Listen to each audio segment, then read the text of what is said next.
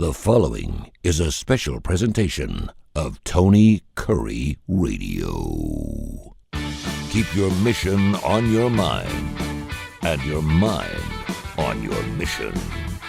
This is Mission Minded with Michael Coleman. Welcome back to the Mission Minded. Keep your mind and your mission and your mind. He's Michael Coleman, the CEO of the Heart of Alabama Fuel. Let me see that smile. Put that smile on that face. There you go. He's my buddy. He's my pal. We talk all kinds of great business. We also have a show called Bite by Bite, which is coming up right after this here on the network of Tony Curry radio stations. Make sure you listen to those. And, of course, the numbers are always a little bit better for the second show. So I guess people are liking the first one. Moving on, you can find us on all your social media platforms, LinkedIn, you name it. We're on there. We'll get after it. Got a friend of mine who can't seem to turn his personal life off when he goes into the office. And I've gotten several emails about this. You know, there's some people, I remember someone I used to work with, and people are like, hey, man, stay away from Jules today, man. She's in a bad mood. And I'm like, what? And they're like, yeah, she's in a bad mood. You don't want to mess with Jules. And it was like, so the word would get up and down the hallway before she'd even come in the hall in her office that you didn't want to mess with this person today because she was having a bad day. And I'm thinking to myself, this is a place of refuge for a lot of people. This is a lot of people get away from their personal life. Some people really love their work. And the last place they want to deal with any type of chaos or drama is at work. That's their escape. Now, I know a lot of people think it the opposite way around. I have always loved my job, so I've always been a happy kind of guy. And you're always in a good mood. I'm like, we're talking radio, for God's sakes. I mean, how hard is this? Right. This is fun. This is a good time.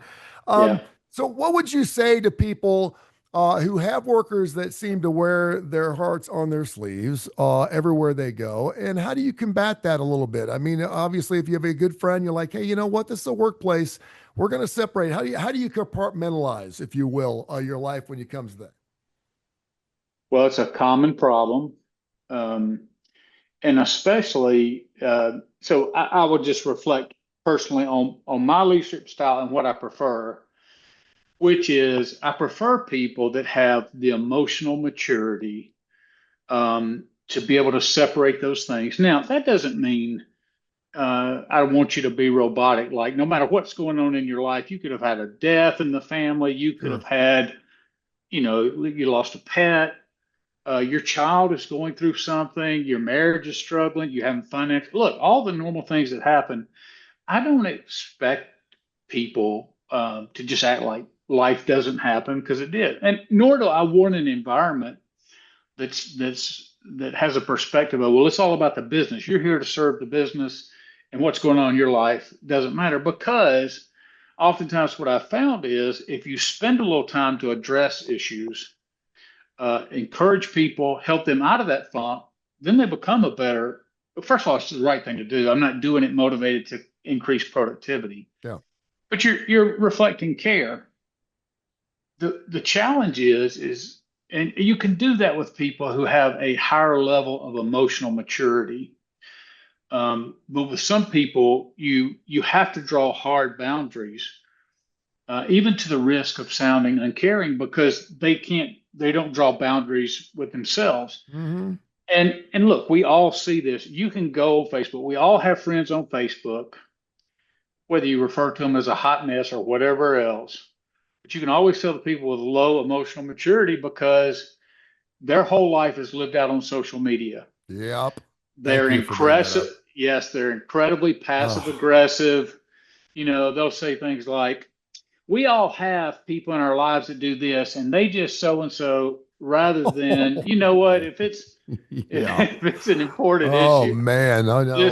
I mean, look, you got them, I got them. We all know that. I just usually click unfollow at that point. Yeah. Now, I will say sometimes when you have that, it's a really good opportunity to coach somebody, and somebody does have emotional immaturity, and they come in and, like you said, they're causing a bad mood. I might call them in and say, okay, you come in, your mood affects X amount of people in this organization.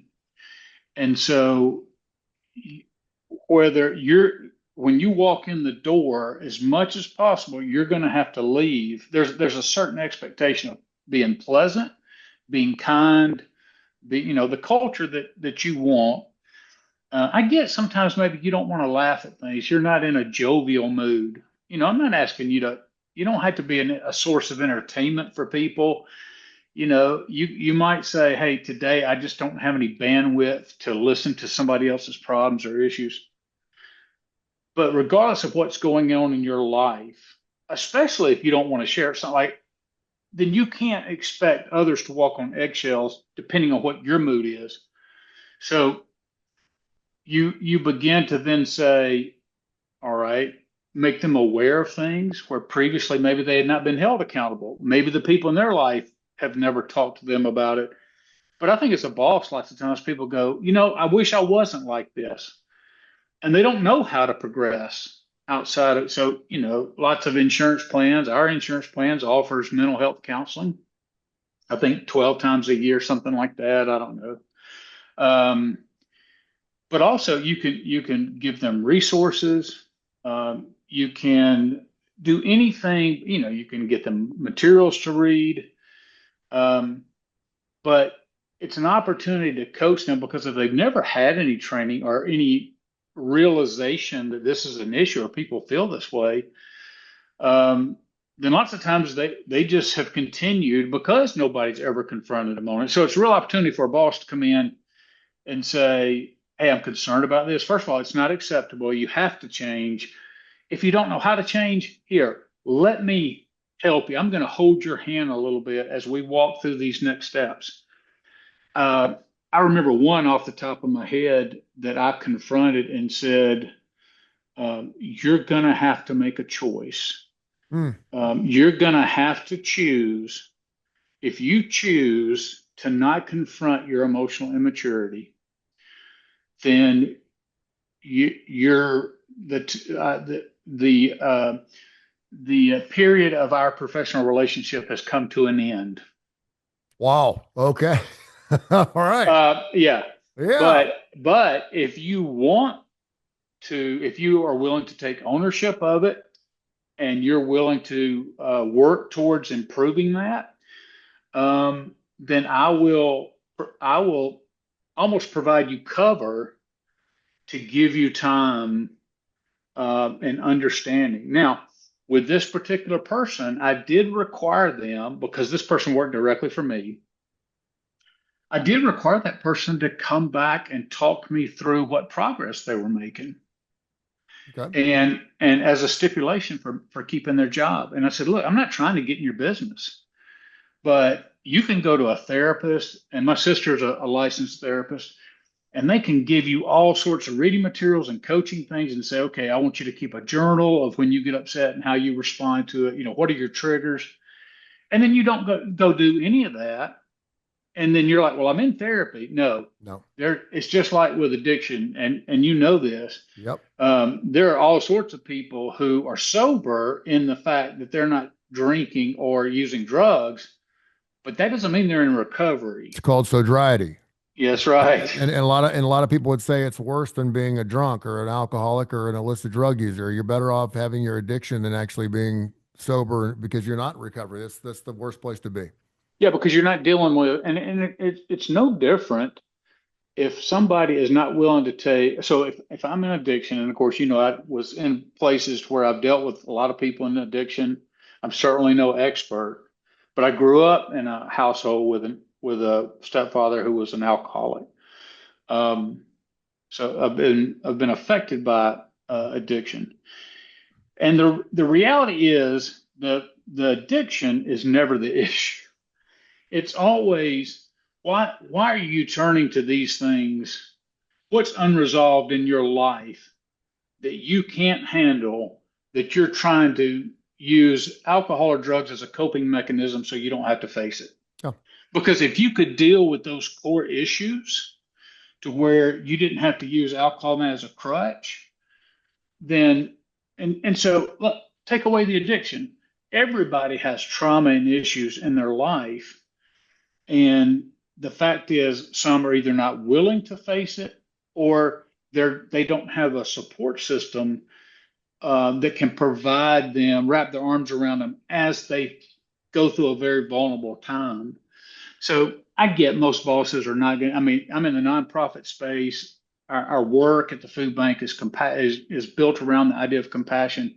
I've spent a lot of time in this space, but I genuinely care about employees. I get there's bosses out there. It's not that they don't care, but they move in such rapid pace that they can't invest a lot of time into one employee like that.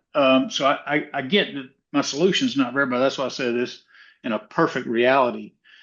The key is if you want somebody to change, you demand change.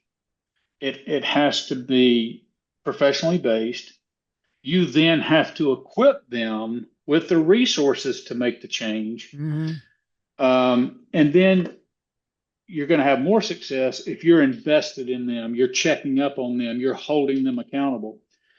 But you can peel it all back. Anything in life, it all depends on this. Do you have the want to? Because I don't care what, where you are in life or what you're doing. If you don't want sobriety, if you don't want emotional maturity, if you're not willing to go through that struggle,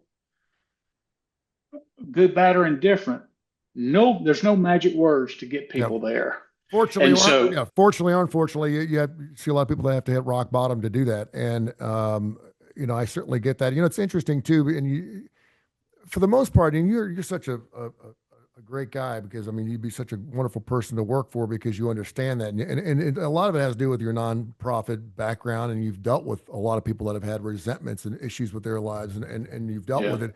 For the most part, I think when someone unloads on you at work, and maybe they're nice enough to say, listen, can I vent? Can I please just vent? You go out to lunch, you're like, holy crap. You're like, wow, what just happened? yeah, That's not a problem because we that's all right. have issues. But what That's are right. what are you going to do about it? That's Nothing right. drives me crazier and I see this in AA meetings. I see this in therapy all the time. When you're going in and you have an issue and you're like, okay, here's the issue and here's how we're going to tackle this. And 3 years down the road, you're still complaining about the same damn thing. Yeah, I can't help you. that's right. I can't, and usually it has to do with another individual. Sometimes it may have something, maybe it's a mother-in-law or something that you can't control. That's And you right. need to set up boundaries and you need to separate yourselves. But And, well, I'm all and, about listening and helping you out. But if you're going to come in every single week with the same damn problem, then I can't help you. and I know you've heard this. We've all heard this right here. Look, this is just the way I am. Mm, And what people are telling you no. Yeah. is, I hate that. I don't care if I'm not interested in going through a process to change. Is take me or leave me. And people say that with I'm such wired that way. Oh my yeah. gosh. Oh, I'm wired that way. I'm like, no one's wired that way. That's Yeah. right. And I tell people when somebody, I've heard that many times, I'm wired that way. And I said, no, you wired yourself that way because so I've dealt with my ex-wife, who I'm sure doesn't listen to this show, has battled anxiety. I'm sure we have a lot of listeners that battle with anxiety. It's a very real thing. Panic disorder, anxiety attack, panic attack, all that's very, very real. But she never would take ownership of it and would never work towards overcoming it. And she would say, well, this is just a condition I have. And same as people saying, well, that's just, I'm wired that way. Mm-hmm. And doctor after doctor explained, no, you developed this response to when you felt anxiety in a particular restaurant or doing a particular activity or putting yourself in a particular location. Your response to that was retreat out of it because you were trying to escape the anxiety. And so what you ended up doing was saying, I can't get on the elevator. That's just the way, or I can't do this. I'm just wired this way. No, over time, we wire ourselves based on our responses to different stimuli. And so what happens is you can overcome that. Exposure therapy is to me the only real proven thing. So when she was, and I brought up the elevator because she was one thing she struggled with, and so it's the brain telling. I don't want to go too deep in this. I probably said this before, but the best explanation I've ever heard of anxiety was, imagine walking through a path and you seeing a bear with her cubs. You get that fight or flight response. It's a very Mhm. real response. Your body, that's not abnormal. Um, but what happens is you get that fight or flight response, but the bear's not there. In other words, nothing's changed. All of a sudden, your body kicks into that fight or flight. That's what panic attack in essence Mhm. is. And so the question is, what you got to do is your brain is functioning as it should. It's alerting you, except somehow the brain is telling you that there's a danger there when there's no danger. Well, how do you get the brain to rewire itself? Is you go into it, don't run away from it, because if you run away with it, you are reinforcing, yes, that's a danger Mhm. area. And so each time you go there, your brain's going to kick in. So the buffalo, probably listeners have heard of this. The buffalo, I've been told, is the only animal that when a storm is coming through the prairie, turns into the storm because it recognizes that the quickest way through the storm Just is go to through go it. through it. That's good. And that's exactly what doctors tell panic attack people. When you're having an anxiety attack, if you run away, you're going to reinforce in your brain. That's wire your brain. So you can rewire your brain to say, no, that's not a danger. Said all that to say, when somebody, an employee tells you, I'm just wired that way, or that's just the way I am, no. What you're telling me is you don't want to be anything different. You're not willing to take responsibility, ownership. So therefore, as an employer, my response is, okay, well, if you can't, if you're wired this way and you have to behave this way, then I'm now forced to terminate you because your behavior is unacceptable, it's disruptive, it hurts other employees. And if you're saying you can't change, then you got to go. You just gave me a great topic for my next AA meeting. Thank you. I want to talk about the buffalo. I love that. That's Oh, fantastic. yeah, No, yeah, that's really good. It's a great great little analogy there. The other thing, and then we'll move on. But the other thing is, I think some people like to say they're wired away because it alleviates any guilt. Well, that's the way I am. yeah, That's just the way I yeah, am. And yeah, a lot of people like that. They're like, ah, he's always told the truth. He always be brutally honest, blah, blah, blah. He's just that's the way he is. yeah. And I think some people like that. They like it's an ego thing, because that's the way I am, and that way they don't have to explain to you why they're such an asshole. And you're like, you know what, Right. great. And so, It alleviates accountability. And let me just say this. I hope I'm gonna say a couple things just real quick yeah, and that are popping in my head. And I hope this does not sound misogynistic, but here I go. I hope it So does, just to stir the pot a little bit. Go ahead. I don't mean it this way. So one of the great movies, I think it's the movie As Good as It Gets. I know it's got Helen Hunt and it's got Jack Nicholson and That's he's it. an Yep. he's an author. Yeah. And do you remember the great line? The lady comes up to him on the elevator and she's just swooning. She goes, "Oh, just you're just so great. How do you write about women so well?" And he goes, "Well, I think of a man and I remove all reason and accountability." Now, so so it's a funny line, but if you think about it, so I see this all the time where women bow up in men's faces and even hit men sometimes. And uh, I've heard guys say, you know what? Guys can't do that to other guys because they know they're going to get punched in the face. Hmm.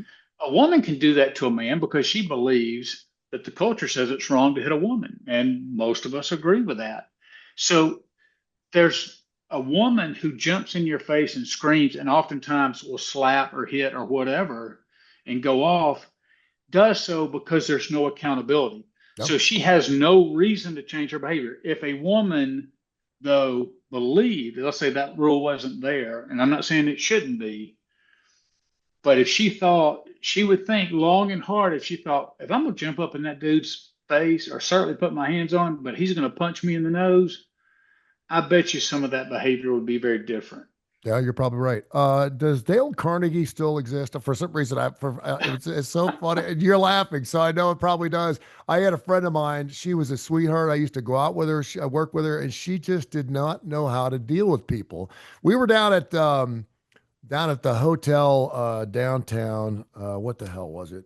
The Hyatt, or I don't know what it was. Anyway, there's a bar down there, and the king of this country was in town. and he had booked the entire 15th floor of this hotel. And I was spinning records down there. I was doing a side job, and I was told, hey, this King Farouk something or other, blah, blah, blah, is going to be down here. And it was like coming to America. All right, this dude had, Yeah. gold toothbrushes, the whole 9 yards, had his Yeah. own money. And if you can, he likes this type of music. Do your thing, but just be cognizant that he's in the building, and may be coming down here with 50 or 60 different people. Well, this gal that was working with was one of our promotions director, and we had a set of tables that was by the booth that we held on to every Wednesday night when I was down there, and that's the tables that this king wanted. Yeah. And she's like, well, he can't have them because these are our tables.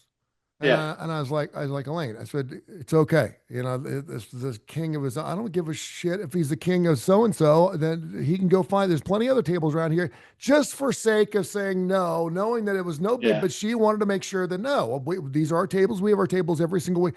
And I'm sitting there going, you're causing a major ruckus. Yeah. And she probably, and so they asked her to take a Dale Carnegie class. It was like, take Dale Carnegie or you're fired.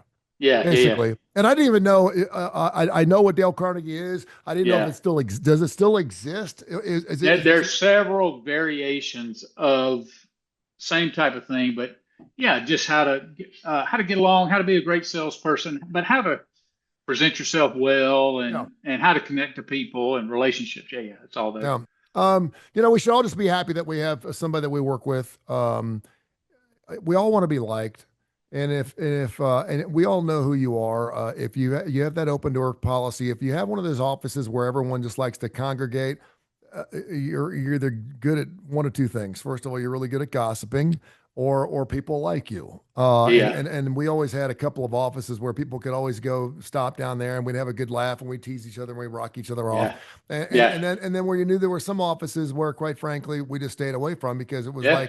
like the scary house on the block on Halloween night. You don't want to go to that Yeah. house. Do not stay away from that place. It's bad because she's having a bad day. And I could always remember thinking to myself, bad day. I mean, Yeah. and for God's sakes, the other thing is, when we got on the air, and I've told people about this, and I know the podcast era has changed this out because everyone's got to tell everyone how they feel. Yeah. And this Yeah. is the Facebook thing. I gotta tell everyone how I'm feeling. No, you don't. When people tune into my radio show, they're getting away from their feelings. They want to rock. They want to have some fun. They want to have some laughter. They don't want to hear about. They sure as hell don't want to hear about. Everyone's tired. I'm tired. Everyone's tired. Go to bed.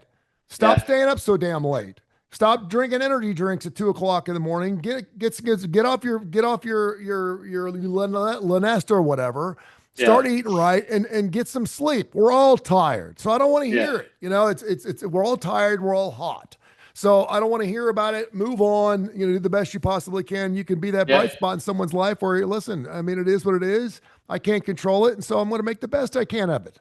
Yeah, accountability, and that's in essence what we're talking about, is bringing accountability to employees, and it could be a fellow employee, like a peer. Yeah. And sometimes that's the right person to do it.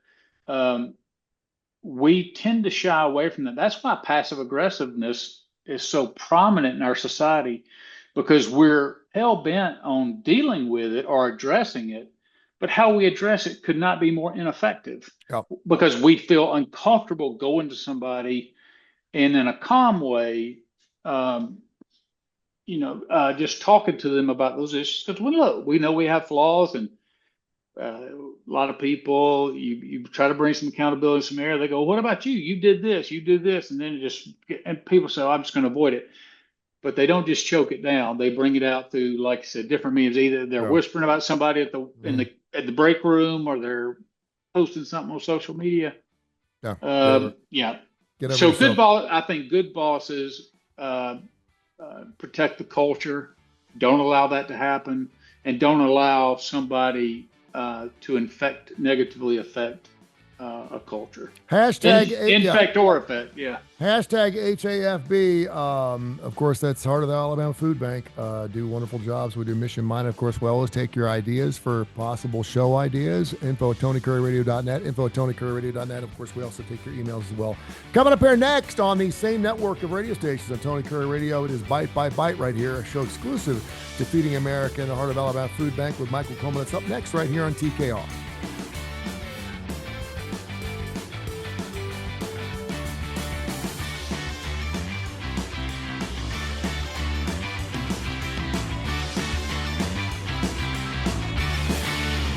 This has been a special presentation of Tony Curry Radio.